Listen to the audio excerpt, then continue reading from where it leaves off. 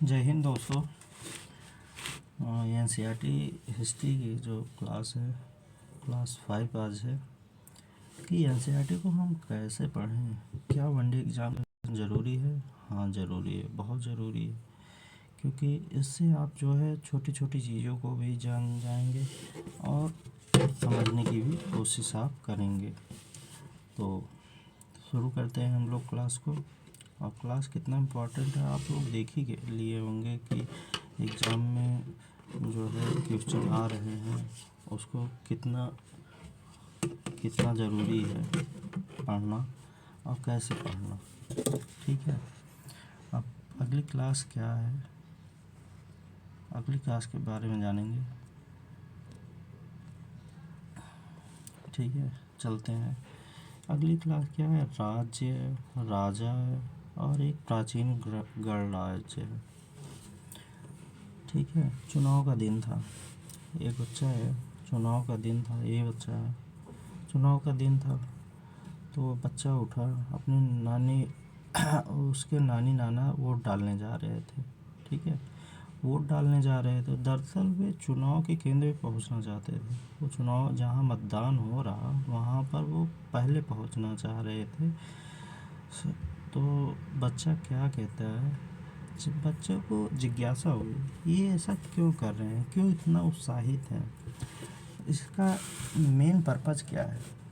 तो बच्चा इतना उत्साहित था तो उसके नाना जी उसे जल्दी जल्दी समझाने की कोशिश किए, जल्द में समझाने की कोशिश किया कि आज हम अपने शासकों का चुनाव करने जा रहे हैं। मतलब हमारे हमारे द्वारा चुने गए जो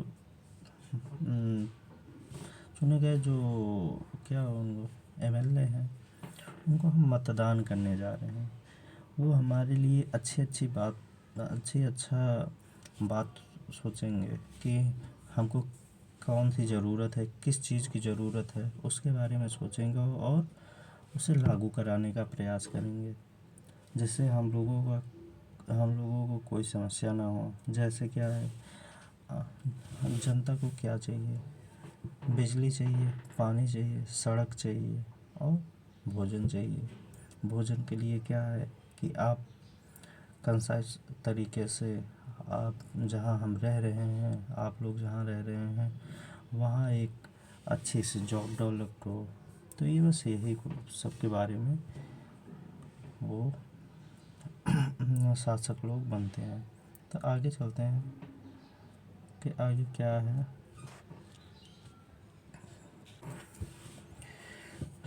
कुछ लोग जो है शासक कैसे बनते हैं, शासक बनने का क्या प्रक्रिया है। आज से लगभग 50 वर्ष से हम शासकों का चुनाव मतदान के जरिए करते हैं। क्यों? क्योंकि जो पहले शासक किया करते थे वो जो है वंशानुगत रहता था, या फिर जो कोई बाहरी आता था आक्रमण करके जो राज्य को जीत लेता था वो शासक करता। लेकिन अब जो है शासक का बनना बदल गया है कि हम जिसको चाहेंगे उसको शासक बनाएंगे। ऐसे कोई नहीं यहाँ के लड़ाई झगड़ा करके शासक बन सकता है, हमारे ऊपर राज कर सकता है। लेकिन ये वही तो देखिए ये, लेकिन बहुत साल पहले लोग शासक कैसे बनते थे, इसका अवधारणा हम लोगों के जहन में कैसे आई। हम लोग कैसे सोचने लगे कि जो शासक हैं वो हमारे ऊपर राज करेंगे, वो कौन है, कैसे बनेंगे। तो क्या था, कुछ राजा जो कुछ राजा था वो पहले क्या है लोगों द्वारा चुने जाते थे, आज से लगभग 3000 साल पहले। परंतु 3000 साल पहले राजा के बनने के कुछ परिवर्तन दिखाई देते हैं। कुछ लोग जो है बड़े बड़े यज्ञों द्वारा आयोजित करके राजा के रूप में प्रतिष्ठित हो गए। ठीक है, कुछ जो बड़े बड़े यज्ञ हुआ करते थे राजा के रूप में होते थे, राजा के लिए होते थे, जो प्रतिष्ठित हो गए। जैसे अश्वमेध यज्ञ का आयोजन होता था। अश्वमेध यज्ञ पता है, जैसे एक घोड़ा छोड़ दिया जाता था स्वतंत्र रूप से, वो जहाँ जहाँ जाता था उसके पीछे पीछे जो है सारी की सारी सेनाएं चलती थी। जब सेनाएं चलती थी तो वहाँ का राज जो है, अगर कोई राजा बीच में आता था कि ये घोड़ा यहाँ से नहीं जाना चाहिए, जाना है, तो वो जब रोकता था तो सेनाएं उनसे युद्ध करती थी। तो उसी के बारे में कहा गया है अश्वमेध युद्ध। और जो लड़ाई नहीं करना चाह रहे थे, घोड़े को आसानी जाना है, तो वो जो है अपना पराजय स्वीकार करके वो जो है अगले वाले को अपना शासक मान लेते थे और उसी के छाया दृष्टि में वहाँ पे राज करते थे। देखिए, इसमें एक घोड़े को राजा के लोगों के देख रेख में स्वतंत्र विचरण के लिए छोड़ दिया जाता था। ठीक है, वही जो हमने आपको बताया है। इस घोड़े में दूसरे राजों ने रोका तो अश्वमेध यज्ञ करने वाला राजा जो होता है उससे लड़ाई करनी पड़ती थी और उन्हें घोड़े को जाने दिया। तो इसका मतलब ये है अश्वमेध यज्ञ करने वाला राजा ज़्यादा शक्तिशाली होता है। तो शक्तिशाली राजा से कौन लड़ाई करना चाहेगा? कोई नहीं करना चाहेगा। इसके बाद राजाओं को यज्ञ में आमंत्रित किया जाता था। जो ये सब हो जाता, राजाओं को यज्ञ में आमंत्रित किया जाता था। यहाँ विशिष्ट पुरोहितों द्वारा सम्मान। विशिष्ट पुरोहित मतलब विशिष्ट, जो सर्वज्ञानी हो, इसके बारे में है। इसके लिए राजा को उपहारों से सम्मानित किया जाता है। यहाँ उल्टा था। आज की डेट में क्या है कि कोई अगर एमएलए या एमएलसी कुछ भी बनता है तो जनता के लिए वो मिठाइयाँ बंटवाता है, लेकिन पहले क्या था, जनता ही उपहारों से सम्मानित करता था। अश्वमेध यज्ञ करने वाला राजा जो है बहुत शक्तिशाली माना जाता था। ठीक है, और यज्ञ में सभी आमंत्रित राजा उसके लिए जो यज्ञ में आमंत्रित सभी उसके लिए उपहार लाते थे। ठीक है, क्योंकि शक्तिशाली होता था। उपहार नहीं लाएंगे तो उनके लिए समस्याएं खड़ी होंगी। तो इन सभी आयोजनों में राजा का मुख्य स्थान होता था। जो राजा का स्थान होता था वो बहुत ही इम्पोर्टेंट होता था। और राज सिंहासन के लिए जो राज सिंहासन होता था या बाघ की खाल के लिए एक विशेष आसन पर बिठाया जाता था। बाघ मतलब शक्तिशाली जानवर है, तो इसीलिए राज सिंहासन पर बाघ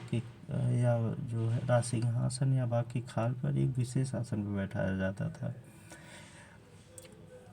युद्ध क्षेत्र में राजा का सारथी उसका सहचर होता था। राजा का जो सारथी होता था उसका सहचर उसके साथ का होता था, जिससे वो सही निर्णय ले सके।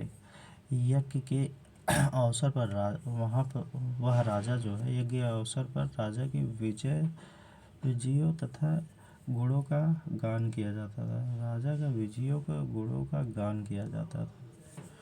ठीक है, यहाँ जो है राजा का विजय जो होता था और अन्य गुणों का गान किया जाता था। कहाँ पे? यज्ञ में। राजा के सगे संबंधी, खासकर उसकी रानी और पुत्र और कई छोटे छोटे अनुष्ठान करने होते थे।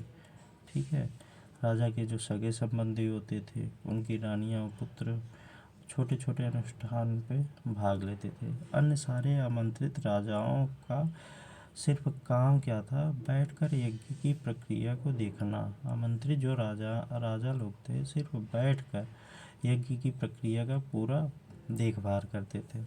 ठीक है, राजा के ऊपर पुरोहित पवित्र जल का छिड़काव करते थे। राजा के ऊपर जो है पुरोहित जो है पवित्र जल का छिड़काव, मतलब उस समय भी यज्ञ के बारे में बहुत ज़्यादा प्रचलन था कि देखने को मिलता है कि हाँ कि ये लोग जीत के ही आएंगे, इसलिए ऐसा किया जाता था। साथ ही कई अनुष्ठान भी किया जाता था, जिससे ये जीतने में कोई कसर ना रह जाए, ये जीतना इनका तय रहे। विष और वैश्य जैसे लोग उपहार लाते थे और जिन्हें पुरोहित शूद्र मानते थे। पुरोहित जो है उन्हें शूद्र माना जाता था। उन्हें कई अनुष्ठानों पर शामिल नहीं किया जाता था। जो विष और वैश्य जैसे सामान्य लोग उपहार लाते थे उन्हें जो है पुरोहित शूद्र कहते थे। ठीक है। और पुरोहित जब शूद्र उन्हें कई अनुष्ठानों में उन्हें शामिल ही नहीं किया जाता, क्योंकि जो है वहाँ पे भी जातिवादिता देखने को मिलती है। आगे देखते हैं। इस समय उत्तर भारत में खासकर यमुना और गंगा क्षेत्र में कई जो है ग्रंथ रचे गए। कहाँ पे? यमुना गंगा के क्षेत्रों में कई ग्रंथ रचे गए। ऋग्वेद के बाद रचे होने के कारण ये उत्तर वैदिक ग्रंथ कहे जाते थे। ऋग्वेद के बाद जो रचे गए रचनाएं हैं उन्हें उत्तर वैदिक ग्रंथ कहा है, जिसके अंतर्गत सामवेद, यजुर्वेद, अथर्ववेद और अन्य ग्रंथ ऐसे शामिल हैं। पुरोहितों द्वारा रचित इन ग्रंथों में विभिन्न प्रकार के अनुष्ठान और उनके संपादन की विधियाँ बताई गई हैं। अनुष्ठान और संपादन की विधियाँ भी बताई गई हैं जिन्हें सामाजिक नियमों के बारे में बताया गया। उन अनुष्ठान और संपादन की विधियाँ भी बताई गई और सामाजिक नियमों के बारे में भी बताया गया। उस समय समाज में कई समूह में थे। समाज जो है कई समूह में था, जिसमें पुरोहित, योद्धा, कृषक, पशुपालक, व्यापारी, शिल्पकारी और श्रमिक, मछली पकड़ने वाले तथा जंगल में रहने वाले लोग शामिल थे। इतने लोगों में बटा हुआ था समाज जो है इतने लोगों में। पुरोहित पहले, फिर योद्धा, फिर कृषक, पशुपालक, शिल्पकारी, व्यापारी, मछली पकड़ने वाले और जंगल में रहने वाले, जिनको आज के डेट में हम लोग जंगल में रहने वाले को क्या नाम से जानते हैं? Scheduled tribes. कुछ लोग जो है पुरोहित और योद्धा वैभवशाली थे। वहीं कुछ लोग कृषि और व्यापारी में धनवान थे। दूसरी ओर पशुपालक, शिल्पकार, मछली पकड़ने वाले और शिकार तथा भोजन संग्रह करने वाले निर्धन थे, क्योंकि इनके ऊपर जो है सरकार या शासक ध्यान ही नहीं दे रही थी। इस वजह से ये लोग गरीब थे, ये लोग निर्धन थे। पुरोहित जो है 4 वर्णों में विभाजित किया था। जिन्हें वर्ण व्यवस्था के नाम से जाना जाता था। ठीक है। उनके अनुसार प्रत्येक वर्ण अलग अलग कार्य निर्धारित करते थे। पुरोहित वो लोग जो है लोगों को 4 वर्णों में विभाजित किए थे और उनके अनुसार हर वर्ण के लोग अलग अलग कार्य के लिए निर्धारित किए गए थे। वे एक दूसरे के कार्य में बाधा नहीं पहुंचाते थे। पहला वर्ण जो है सबसे ऊपर का वर्ण और अपने आप को श्रेष्ठ बताने वाले ब्राह्मण थे। उनका काम क्या था? वेदों का अध्ययन और अध्यापन करना, यज्ञ करना। ठीक है। यज्ञ करना, जिनके लिए उन्हें उपहार मिलता है किसके लिए? यज्ञ के लिए। ठीक है। और दूसरा स्थान जो है शासक वर्ग के लिए था। जिन्हें क्षत्रिय कहा जाता था। उनका काम क्या था? युद्ध करना और लोगों की रक्षा करना। क्षत्रिय का क्या काम था? उनका काम था शासक करना और युद्ध करना, और क्या था? लोगों का रक्षा करना। तीसरे स्थान पर विश्य या वैश्य थे। इनमें कृषक और पशुपालक, व्यापारी आते थे। तीनों लोग इसमें आते थे। क्षत्रिय और वैश्य दोनों यज्ञ करने का अधिकार प्राप्त था। क्षत्रिय और वैश्य को दोनों को यज्ञ करने का अधिकार प्राप्त था। वर्णों में अंतिम शूद्र स्थानों का अंतिम स्थान जो है शूद्रों को दिया गया है। इनका क्या काम था? तीनों वर्णों की सेवा करना। ठीक है। पहला ब्राह्मणों का सेवा करना, दूसरे स्थान पे आते हैं क्षत्रिय लोग, उनकी भी सेवा करना, और तीसरे पे वैश्य लोग आते हैं, उनकी भी सेवा करना। इनका यही काम था। और कई अनुष्ठान करने, इनको कोई भी अनुष्ठान करने का या भगवान का नाम लेने का इनका कोई अधिकार नहीं था। भगवान का नाम लेते मंदिर में नहीं जा सकते थे। औरतों को भी शूद्रों का सम्मान करना पड़ता। औरतें लोग भी जो हैं शूद्रों का सम्मान माना गया है। औरतों को भी यहाँ नीचे दिखाया गया है। ठीक है, औरतों को शूद्रों के समान बताया गया है। महिलाओं और शूद्रों को वेदों में अध्ययन का अधिकार नहीं। महिलाओं और शूद्रों को वेदों में अध्ययन का अधिकार नहीं है। ठीक है, अध्ययन का अधिकार नहीं था। अब आगे बढ़ते हैं। पुरोहित के अनुसार सभी वर्णों का निर्धारण जो है जन्म के आधार पर होता था। सभी वर्णों का निर्धारण जन्म के आधार पर। उदाहरण के तौर पर ब्राह्मण के माता पिता की संतान ब्राह्मण ही होगी। उदाहरण के तौर पर जो ब्राह्मण है उनकी जो संतानें हैं वो भी ब्राह्मण ही होंगी। बाद में कुछ लोगों को अछूत माना गया। अछूत वर्गों में कुछ शिल्पकारी, शिकारी तथा भोजन संग्राहक के रूप में शामिल थे। शिल्पकार, शिकारी और भोजन संग्राहक जो शामिल थे इनको भी अछूत माना जाने लगा।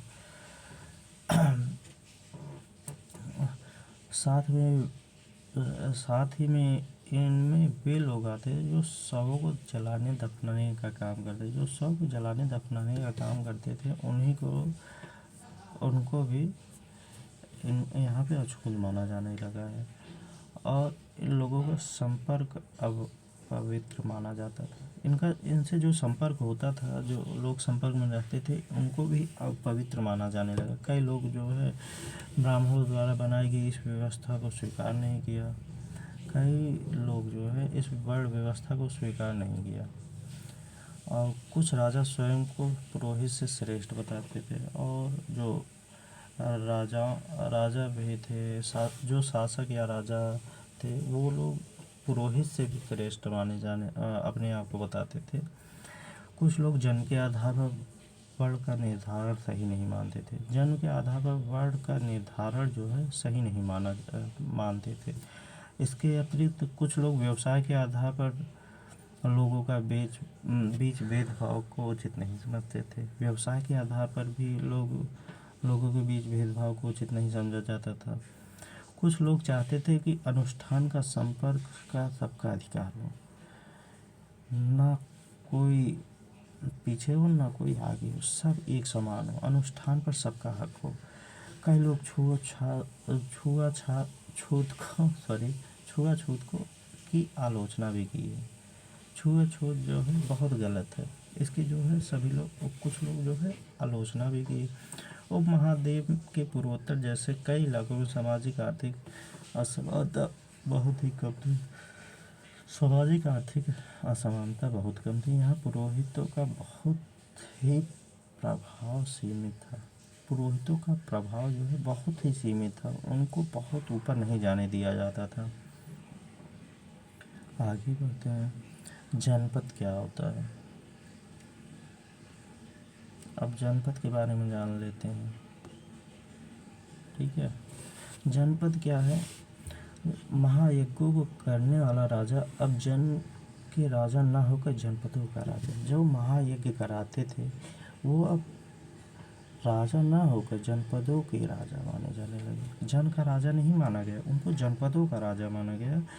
और जनपद का शाब्दिक अर्थ क्या होता है? जन में बसने वाला, जनता के अंदर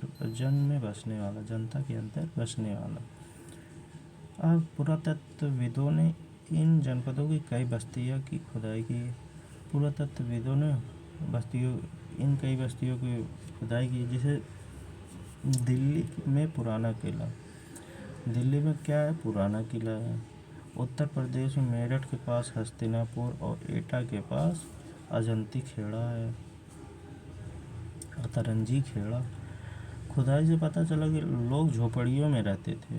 जब खुदाई हुआ तो वहाँ लोग झोपड़ियों के बारे में जानकारी मिली और मवेशियों के बारे में तथा अन्य जानवरों के बारे में पता चला है। वे गेहूँ, चावल, धान, जौ इस सब के बारे में जानते थे। वो उनकी फसलें उगाते थे। यहाँ फसल उगाने का भी साक्ष्य मिलता है। अब देखिए, ये नीचे दिया गया चित्र धूसर पात्र है। इस तरह के पात्रों में ज़्यादातर थालियाँ और कटोरियाँ ही मिली हैं। ये पात्र बहुत ही पतली सतह के सुंदर और चिकने हैं। जो पात्र की पतली सतह है और जिसके सतह पर सुंदर और चिकने हैं। शायद इसका प्रयोग खास मौक़ों पर महत्वपूर्ण लोगों को भोजन परोसने के लिए किया जाता है। देख लीजिए, पतली सतह और इसके बाद पतली सतह और एकदम कंसाइज वे, बहुत अच्छे तरीके से नक्काशी बनी है। ऐसा लगता है कि जैसे कोई मेहमान आया हो तो उनको खाना परोसने के लिए किया जाता था। ठीक है, सॉरी दोस्त, 1 मिनट हमको थोड़ा टाइम दीजिए, हम फिर आते हैं। सॉरी दोस्तों, कुछ समय के लिए हमने होल्ड कर दी। तो लोग मिट्टी के भी बर्तन बनाते थे। यहाँ मिट्टी के बर्तन बनाने का भी साक्ष्य मिलता है। मिट्टी के बर्तन बनाने लगे थे और कुछ में धूसर और कुछ लाल रंग के होते। धूसर मतलब काले रंग का कहा जा सकता है और कुछ जो है लाल रंग के पात्र होते थे। पुरास्थलों में कुछ विशेष प्रकार के बर्तन मिले जिन्हें चित्र धूसर पात्र मिले। मतलब उसमें उस पात्र पे जो है चित्र नक्काशी बनी हुई थी, तो उसको चित्र धूसर पात्र के नाम से जाना जाता था। जैसा इनके नाम से ही स्पष्ट है, बर्तनों पर चित्रकारी। चित्र धूसर पात्र का मतलब क्या है? बर्तनों पर चित्रकारी बनी हुई थी। ये आम तौर पर सरल रेखाओं तथा ज्यामिति की आकृति में होते थे। सरल रेखाओं तथा ज्यामिति की आकृति के रूप में थे। अब आगे बढ़ते हैं। महाजनपद के बारे में। महाजनपद कब पता चला? महाजनपद 2500 साल पहले कुछ महाजनपद अधिक महत्वपूर्ण हुए, जिनको महाजनपद कहा जाने लगा। 2500 साल पहले जो है इसके बारे में, महाजनपद के बारे में जानकारियाँ प्राप्त हुई, जो बहुत महत्वपूर्ण, जो जनपद जो है महत्वपूर्ण थे उन्हीं को महाजनपद कहा जाने लगा। और अधिकतर महाजनपदों की एक राजधानियाँ होते, जो कुछ महाजनपद थे जिनकी एक राजधानियाँ होती थी। कई राजधानियों में किलाबंदी की गई है। किलाबंदी के भी साक्ष्य मिले हुए हैं। इनके चारों ओर क्या था? लकड़ी, ईंट, पत्थर, ऊंची जैसे दीवारें बनाई गई है। इनके चारों ओर जो है लकड़ी, ईंट, पत्थर की ऊंची दीवारें बनाई गई हैं। लोगों ने अन्य राजाओं के आक्रमण से डर कर अपनी सुरक्षा के लिए इन किलों का निर्माण। अच्छा, अब घर पर दीवारें क्यों बनाते हैं? क्योंकि डर लगता है कोई घर में घुस के हमको मार न दे, तो इसी डर के कारण कोई आक्रमण न कर दे, इसी की वजह से जो है किलों का निर्माण कराया गया था।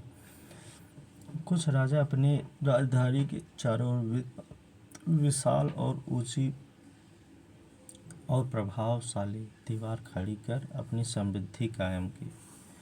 ठीक है, राजधानी के चारों ओर विशाल, ऊंची, प्रभावशाली दीवार खड़ी की, जिससे उनकी अपनी समृद्धि और शक्ति का प्रदर्शन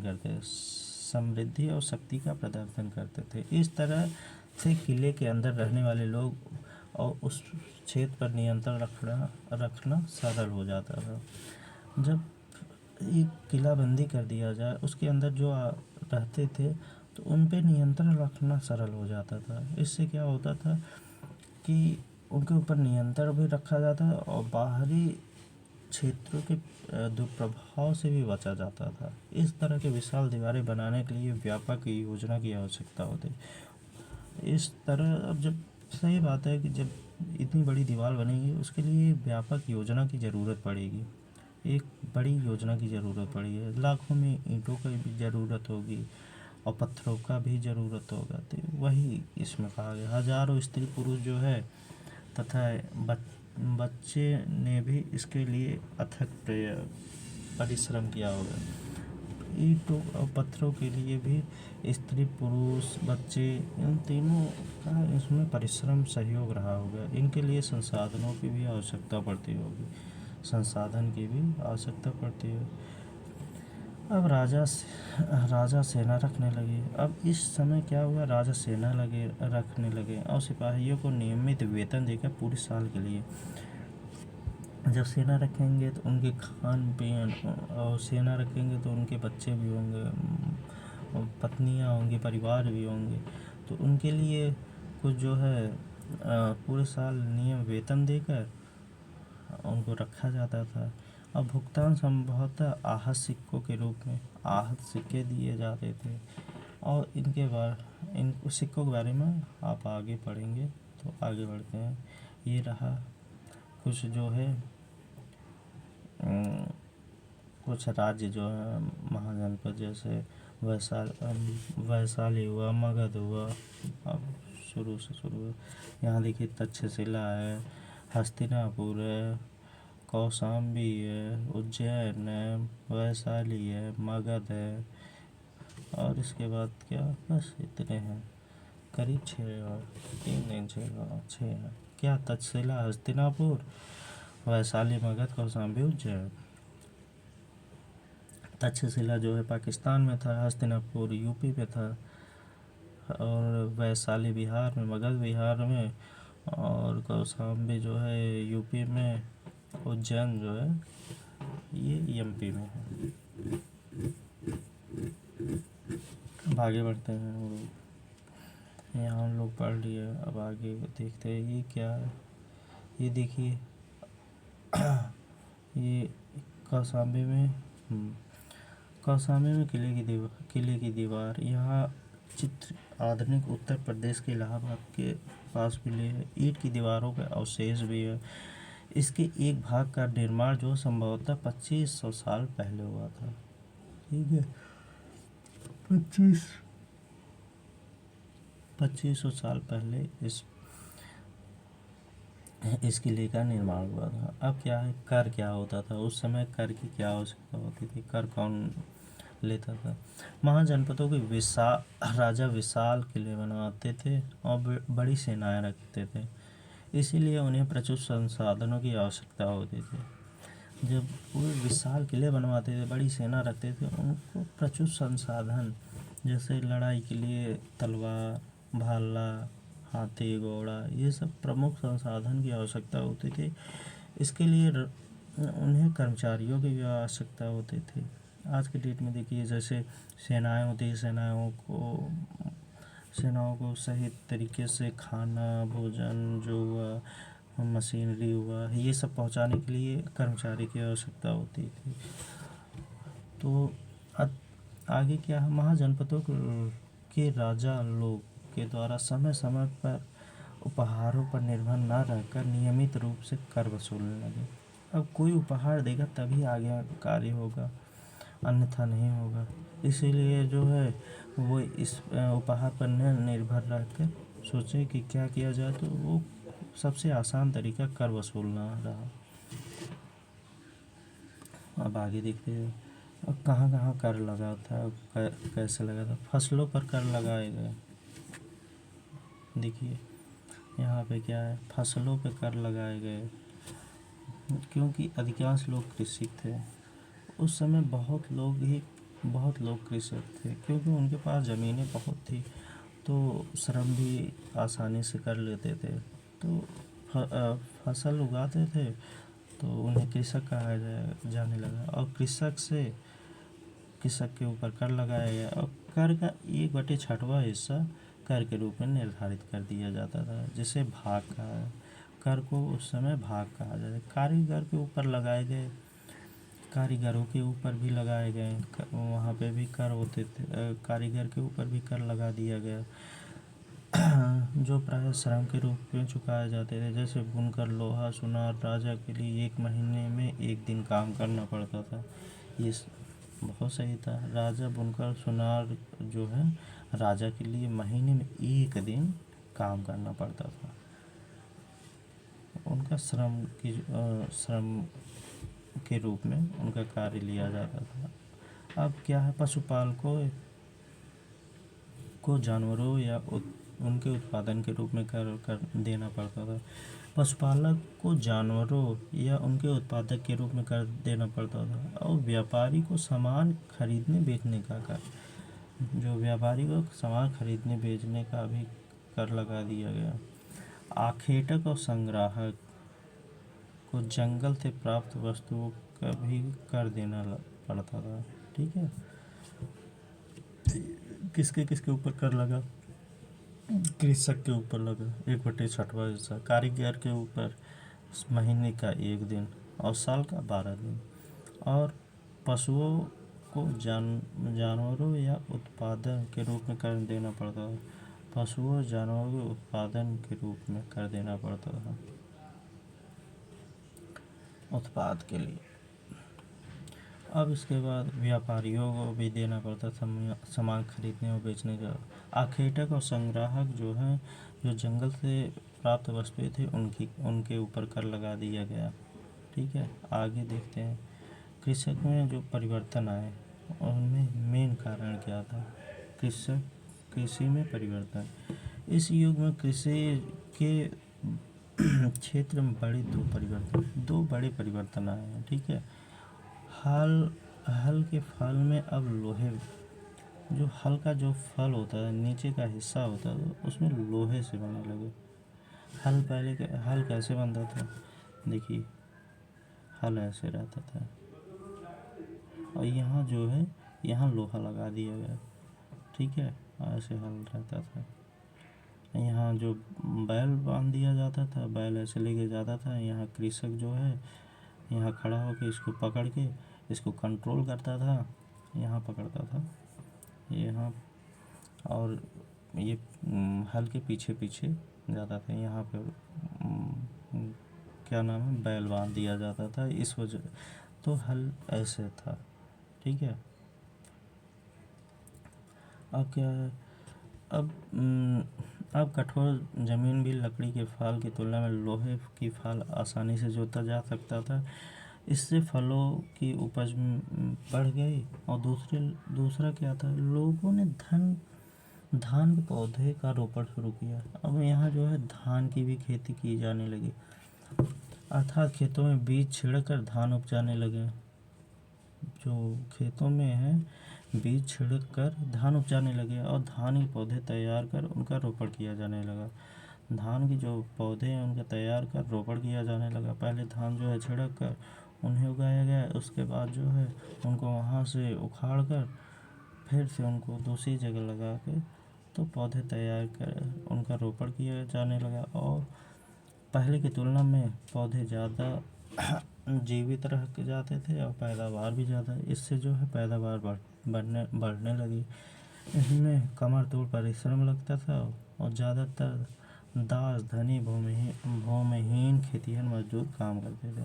ज़्यादातर दासी भूमिहार खेतिहर मजदूर आदि लोग काम करते थे। ठीक है, अब आगे देखते हैं। इसमें क्या है, क्वेश्चन दिया गया है कि पहला क्या है, मगध के बारे में। जो मानचित्र अभी दिखाए थे, मगध कहाँ है, मगध को ढूंढो। 200 साल के भीतर मगध में सबसे महत्वपूर्ण जनपद बना। गंगा और सोन जैसे नदियाँ मगध से हो गए। यहाँ पर नदियों का बहुत ज़्यादा ज़रूरत होती है। नदियों से पानी जो है क्यारी बना कर उसको खेत में डाला जाता था और यहाँ ठीक है बहती थी। अब पहला जो है आयात जल वितरण और ज़मीन को उपजाऊ बनाने के लिए महत्वपूर्ण था। नदियाँ इसलिए महत्वपूर्ण थी, क्या, आयात के लिए, जल वितरण के लिए और ज़मीनों को उपजाऊ बनाने के लिए। मगध का एक हिस्सा जंगलों से भरा हुआ था। जो मगध था, मगध बिहार में है, तो मगध का एक हिस्सा जो है जंगलों से भरा था। इन जंगलों में रहने वाले हाथियों को पकड़कर उन्हें उनको प्रशिक्षण देकर सेना के काम में लगाया जाता था। और जंगलों से घर, गाड़ियाँ तथा रथ बनाने की लकड़ी मिलती थी। जंगलों से जो है घर बनाने के लिए, गाड़ियाँ बनाने के लिए, रथ बनाने के लिए आदि के लिए लकड़ी मिलती थी। इसके अलावा जो है क्षेत्र में लौह अयस्क की भी खदानें थी। ठीक है, मगध में जो है लौह अयस्क की खदानें थी। मजबूत औजार हथियार बनाने के लिए बहुत ज़्यादा ज़रूरत है। मगध में दो बहुत शक्तिशाली शासक थे, एक थे बिंदुसार और दूसरे थे अजातशत्रु। अन्य जनपदों को जीतने के लिए ये हर संभव संसाधन अपनाते थे। जो मगध को और शक्तिशाली बनाने के लिए ये हर संभव संसाधन अपनाते थे, जिसको महापद्म नंद और महत्वपूर्ण शासक थे।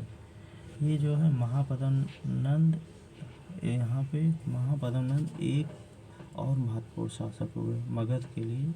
महापद्म नंद एक महत्वपूर्ण शासक हुए। उन्होंने अपने नियंत्रण का क्षेत्र इस उपमहाद्वीप के उत्तर पश्चिमी भाग में फैला दिया। उन्होंने अपने नियंत्रण का इस क्षेत्र में उपमहाद्वीप के उत्तर पश्चिम में फैला दिया। बिहार में राजश्री आधुनिक राजगीर जिसको कहा गया, कई सालों तक मगध पर राजधानी बनी रही और बाद में पाटलिपुत्र को राजधानी बनाया, जिसको आज का पटना कहा गया है। ठीक है, इसमें क्या महापद्म नंद एक महत्वपूर्ण शासक थे। उन्होंने अपना जो है नियंत्रण उत्तर पश्चिमी क्षेत्र में फैलाया। ठीक है, उत्तर पश्चिमी क्षेत्र में बढ़ाया और जो है बिहार में राजगिरी जिसको आधुनिक राजगिरी कहा गया, तो कई सालों तक मगध की राजधानी बनी रही। राजगिरी को मगध का राजधानी बना रहा और बाद में यह चल के पाटलिपुत्र बन गया। 2300 साल पहले की बात है। 2300 साल पहले मैसिडोनिया का राजा सिकंदर विश्व विजय करना चाहता था। पूरी तरह से सफल न होने पर वह मिस्र और पश्चिमी एशिया के कुछ राज्यों को जीतता हुआ भारतीय उपमहाद्वीप के व्यास नदी के किनारे पहुंचा। जब वह मगध की ओर कूच करना चाहा तो उसके सिपाहियों ने इनकार कर दिया। वे इस बात से भयभीत थे, भारत के शासकों के पास पैदल, रथ, हाथी की बहुत बड़ी सेना थी।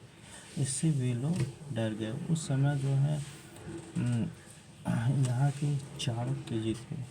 चाणक्य जी ने अपना, बताया जाता है कि अपना जो है वो गुप्तचर छोड़े हुए थे और नदियों में जो है वहाँ पे नदियों में जहर मिला दिया, जिससे जनता जो है उस पानी को पिया। कुछ सैनिक मर गए और ये जो है विष कन्या के रूप में, विष कन्या जो है यहाँ की कन्या जो है उनको थोड़ा थोड़ा विष देके उन दांतों में जहर, पूरे शरीर में जहर था, वो जिसको काट लेते थे। हनी ट्रैप जिसको नहीं कहते हैं, हनी ट्रैप के रूप में वहाँ पे बनाए थे। तो भी बहुत ज़्यादा आगे के बारे में सोचते थे चाणक्य जी। तो इस वजह से सिकंदर जो है अपना जो व्यास नदी के आगे नहीं गया। अब आगे बढ़ते हैं। वज्जी एक राज्य था। वज्जी के बारे में जैसा कि तुमने पढ़ा, मगध एक शक्तिशाली राज्य बन गया। ठीक, मगध शक्तिशाली राज्य बन गया और उसके नज़दीक वज्जीराज था। इसकी राजधानी जो है वैशाली थी। आज का बिहार जो है, यहाँ एक अलग किस्म के शासन व्यवस्था है, जिसमें गढ़ या संघ होता था। गढ़ या संघ कहते थे। इसमें कई शासक लोग थे। कभी कभी लोग एक साथ शासन करते थे, जिसमें प्रत्येक व्यक्ति राजा कहलाता था। कई लोग मिलकर शासन करते थे, जिनको प्रत्येक को राजा कहा जाता था। ये सभी राजा विभिन्न अनुष्ठानों में जो है एक साथ संपन्न कराते थे। सभाओं में बैठकर ये बातचीत, बहस और वाद विवाद के जरिए तय करते थे क्या करना है और किस तरह करना है। इसके बारे में ये एक साथ सहमति लेते थे और सभा में बैठकर बहस और वाद विवाद के जरिए तय करते थे क्या करना है, किस तरह। शत्रु के आक्रमण से निपटने के लिए वे मिलकर चर्चाएं करते थे। यहाँ क्या था, मिलकर चर्चाएं करते थे और दास स्त्रियां, कम्मार इन सभाओं में हिस्सा नहीं लेते थे। इतना लोगों को यहाँ कोई जगह नहीं थी, सभाओं में इनकी कोई जगह नहीं थी। बुद्ध विहार, बुद्ध तथा महावीर दोनों का ही गढ़ या संबंध से इस यहाँ पर संबंधित है। ठीक है। बौद्ध साहित्य में संघ के जीवन का बहुत सजीव वर्णन किया गया है। बौद्ध साहित्य में संघ के जीवन में बहुत ही सजीव वर्णन मिलता है। ठीक है। अब आगे क्या है, अब क्या है, गढ़ किसको कहा गया है, गढ़ के बारे में जान लीजिए। गढ़ शब्द का प्रयोग कई सदस्यों या समूहों के लिए किया जाता है। कई सदस्य या समूह। संघ का अर्थ है संगठन या कोई सभा। ठीक है। गढ़ में ना कई सदस्यों के समूह के रूप में किया गया है। और जो संघ है, संगठन, जैसे कई लोगों मिलकर एक संगठन बना ले या सभा बना ले। ठीक है। अब वज्र का संघ इस वर्णन में वज्र संघ का यह वर्णन दीर्घ निकाय से लिया गया है। यह जो है दीर्घ निकाय से लिया गया है वज्र संघ का। दीर्घ निकाय एक प्रसिद्ध बौद्ध ग्रंथ है। दीर्घ निकाय है क्या, बौद्ध ग्रंथ है जिसमें बुद्ध के कई व्याख्यान दिए गए हैं जो 2300 साल पहले लिखा गया था। ठीक है। अजातशत्रु और वज्र, अजातशत्रु और वज्र के बारे में। अजातशत्रु जो है वज्र पर आक्रमण करना चाहते थे। उन्होंने अपने मंत्री वस्कार को बुद्ध के पास सलाह के लिए भेजा। बुद्ध ने पूछा, क्या वज्र सभा नियमित रूप से होती है तथा वे सभी सदस्य उपस्थित होते हैं?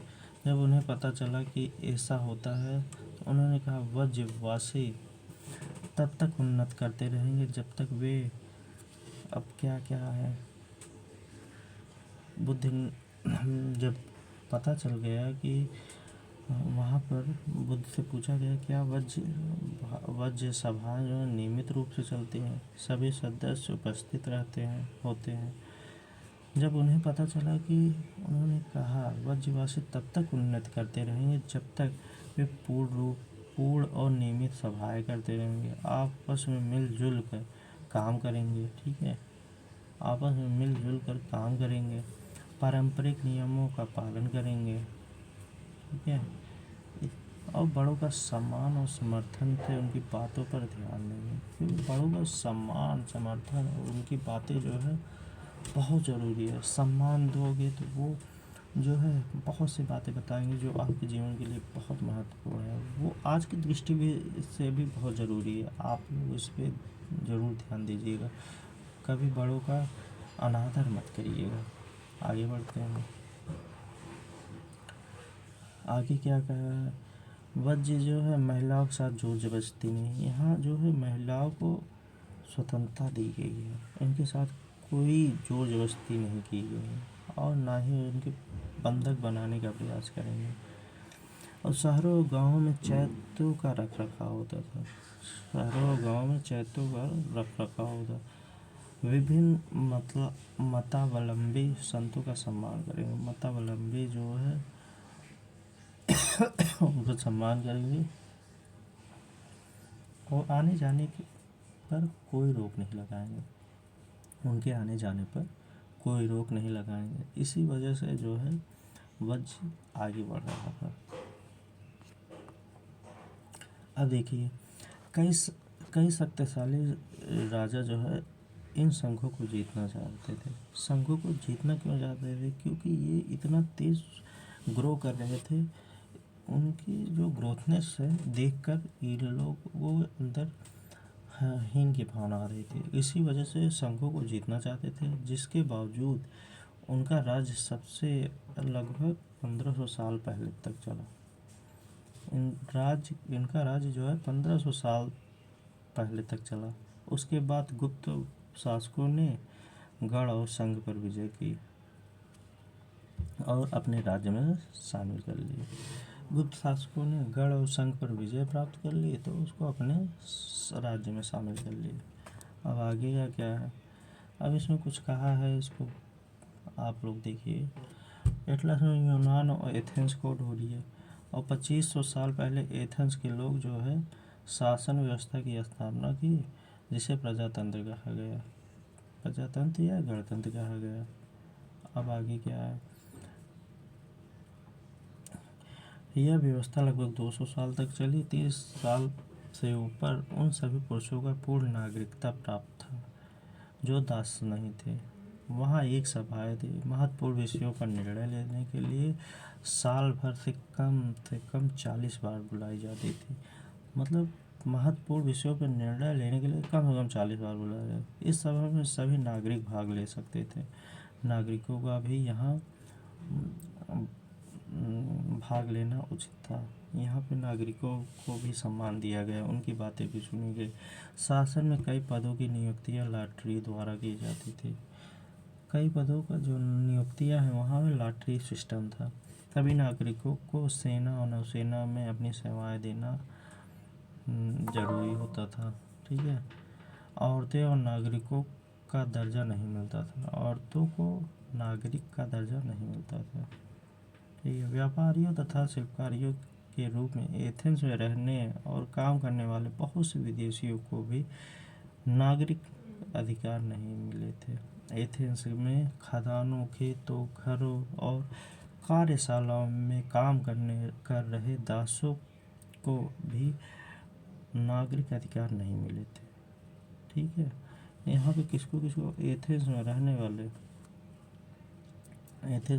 वाले जो कुछ लोग थे उनको नागरिक अधिकार नहीं मिले। महिलाओं को नागरिक अधिकार नहीं मिला था।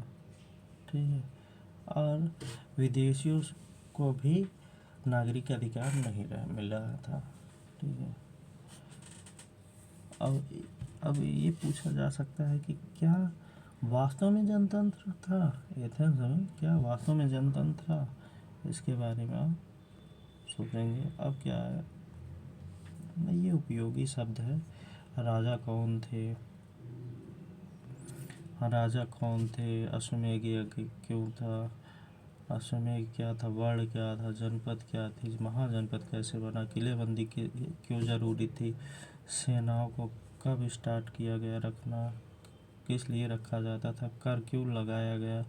पौधारोपण क्यों हुआ? पौधरोपण, गढ़ और संघ प्रजातंत्र कब शुरू हुआ? ठीक है। इसके बारे में आप सोचेंगे, विचार करेंगे। उसके बारे में ना आए तो कमेंट करिएगा, हम आपको ज़रूर बताएंगे। तो क्लास कैसी लगी आप लोग अपना विचार ज़रूर दीजिएगा कमेंट में। तो क्लास ख़त्म हुई तो अगला क्लास कल आएगा, इसके लिए आप ज़रूर कल आइएगा। तो क्लास को यही समाप्त करते हैं। जय हिंद, जय भारत।